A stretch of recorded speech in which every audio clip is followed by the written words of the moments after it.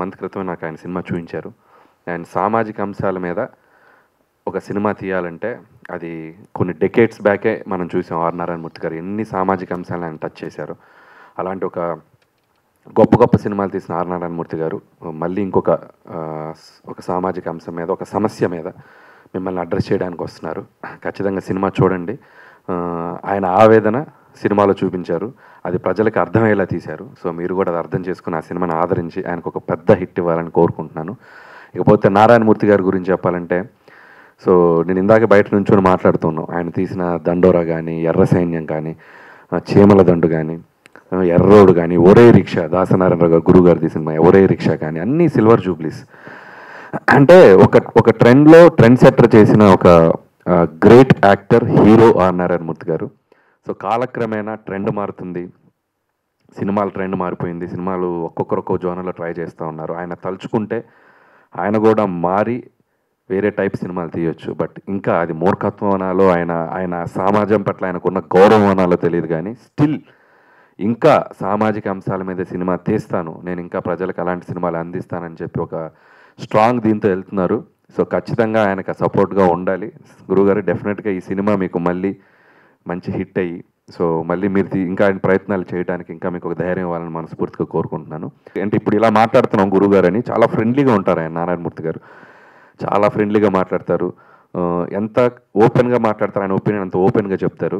So చాలాసార్లు అడిగేవాడిని నాకు doubt కూడా, ఎందుకు గురుగారు మీరు సినిమాలో మీరు అనుకుంటే మంచి మంచి పాత్రలు చేయొచ్చు, గొప్ప గొప్ప పాత్రలు, నిలిచిపోయే పాత్రలు చేయొచ్చు అని చెప్పి ఎన్నోసార్లు అడిగాను.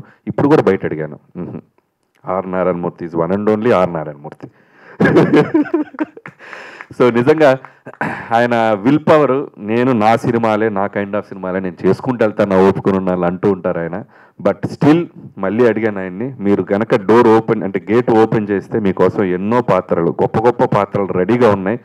అటు హరీష్ అన్న కానీ, మేము కానీ, ఇంకా రైటర్స్ చాలామంది ఉన్నారు.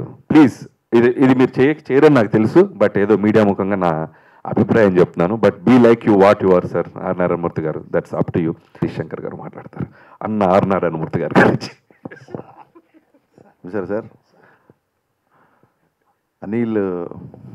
అనిల్ ఏదన్నా ఫోన్ అసలు అప్పుడు నేను అనిల్ ఎప్పుడు అసలు ఫోన్లోనే మాట్లాడుకోము.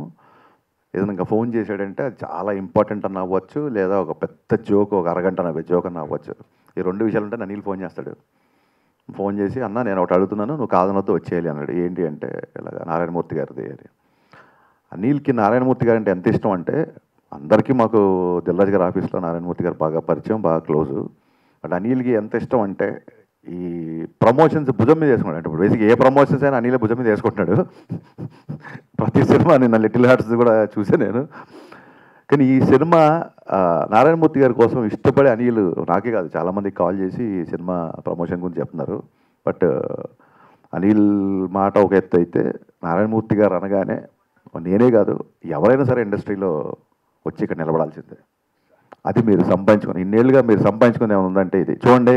మన పెద్దవాళ్ళు చెప్తుంటారు, ధనవంతులు వేరు, ఐశ్వర్యం ఉన్నవాళ్ళు వేరు అని. ధనవంతులు అని ఎవరిని అంటామంటే, కేవలం డబ్బు సంపాదించే వాళ్ళని, కేవలం డబ్బు ద్వారా పొందిన సుఖాలని, డబ్బు ద్వారా వచ్చిన ఆస్తుల్ని ఉన్నవాడిని ధనవంతుడు అంటాం. ఐశ్వర్యం అంటే ఆనందం, ఆరోగ్యం, నచ్చిన పని చేసే స్వాతంత్రం, ఇవన్నీ ఉన్నవాళ్ళని ఐశ్వర్యవంతులు అంటారు. ఈ లెక్కను చూసుకుంటే ఇండస్ట్రీలో అందరికంటే పెద్ద ఐశ్వర్యవంతుడు నారాయణమూర్తి గారు మాత్రమే.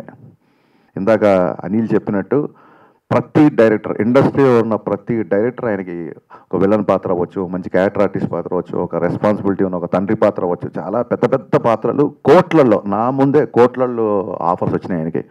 కానీ ఆయన ఏ రోజు డబ్బుకి పడిపోలేదు, ఏ రోజు ఏ ఆఫర్ని ఆయన ఒప్పుకోలేదు. మీకు అందరూ బయట చెప్తుంటారు కదా, ఇండస్ట్రీ అంటేనే డబ్బుమయం, డబ్బు దగ్గర ఎవరైనా పెద్ద రెమ్యునరేషన్ ఆఫర్ చేస్తే ఎవరైనా సరే ఏదైనా ఒప్పేసుకుంటారు అన్న టైప్లో మాట్లాడుతుంటారు అందరూ.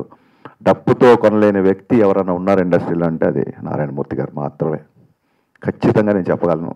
ఈ రోజుకి ఒక సమస్య ద్వారా, ఇది మీరు నాకు తెలిసి మీరు తీస్తున్న అన్ని సినిమాలు ఇది కొంచెం యూత్ సినిమా. ఇది యువతని చేసిన సినిమాలు, ఎక్కువగా రైతు సమస్యల మీద, నిమ్న వర్గాల మీద ఎదుర్కొంటున్న ఇబ్బందుల మీద సినిమాలు తీసి ఆయన ఫస్ట్ టైం ఒక యూత్ సబ్జెక్టు ముందుకు వస్తున్న నాకు అర్థమైంది. బట్ అందులో కూడా చూస్తే, అందులో కూడా ఒక సమస్య, ఒక పేపర్ లీక్ అనే సమస్య వలన నిజంగా ఎంత నష్టం జరిగింది, ఎన్ని నష్టాలు జరుగుతున్నాయి, ఎంతమంది స్టూడెంట్ల జీవితాలు పాడైపోతున్నాయి.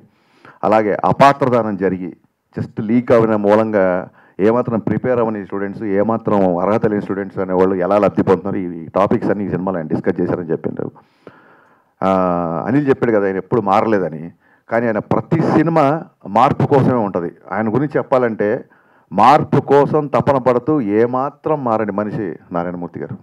ఇది ఇది ఇది చాలా పెద్ద విషయం. ఇది ఆయనకు వచ్చిన సక్సెస్కి, ఆయన సినిమాలు కలెక్ట్ చేసిన రెవెన్యూస్కి కారు కాదు, ఆయన తలుచుకుంటే చేపలు కూడా తిరగవచ్చు ఆ టైంలో. ఇంత నిరాడంబరంగా ఉన్న, అందుకే పీపుల్ స్టార్ అంటారు ఆయన. Is the real star, is the only people star.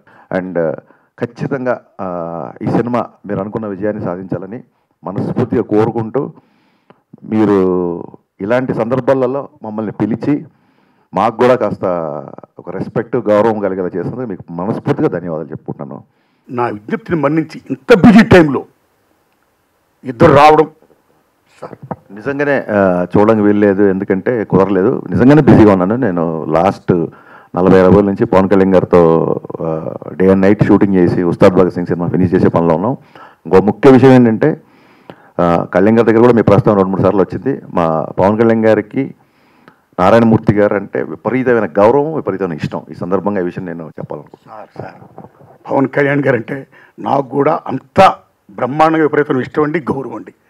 Whole hearted I'm telling sir, whole hearted I'm telling. Because మన తెలుగు చిత్ర పరిశ్రమలో మహానటుడు, యుగపురుషుడు, మహానుభావుడు, the legend NT Ramarao create చేసిన హిస్టరీ, మళ్ళీ అలాంటి హిస్టరీ ఎప్పుడైనా మనం చూడగలం అనుకుంటే పవన్ కళ్యాణ్ గారు అలాంటి హిస్టరీని చూపించారండి. Wholeheartedly thanks a lot, salute to him. So ఇప్పుడు గురుగారులు ఈసారి ఇద్దరిని విజ్ఞప్తి చేయడం, ఇప్పుడు రావడం, ఇప్పుడు నా సినిమా గురించి, నా గురించి ఇంత బ్రహ్మాండం చెప్పడం, వారిద్దరికీ హృదయపూర్వక ధన్యవాదాలు చెప్తున్నానండి. ఇంకా ప్రేక్షక దేవుళ్ళారా, ఇంకా మీరు చూడాలి. ఏమాత్రం సినిమా బాగున్నా 10 మంది చెప్పి ఆదరించండి. ఇంకా ఇలా చిత్రాలు తీయడానికి నాకు శక్తిని ప్రసాదించండి సార్. థ్యాంక్ యూ నారాయణమూర్తి గారు. చివరికి ఎలాగైనా మా సినిమాలో నటించడానికి ఒప్పుకున్నారు. Thank you so much. ఆ క్రెడిట్ అనిల్ రాయపూడికి చెల్తుంది.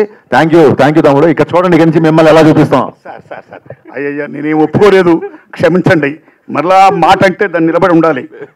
జస్ట్ జోక్ చేశాను. నారాయణమూర్తి గారు ఓకే.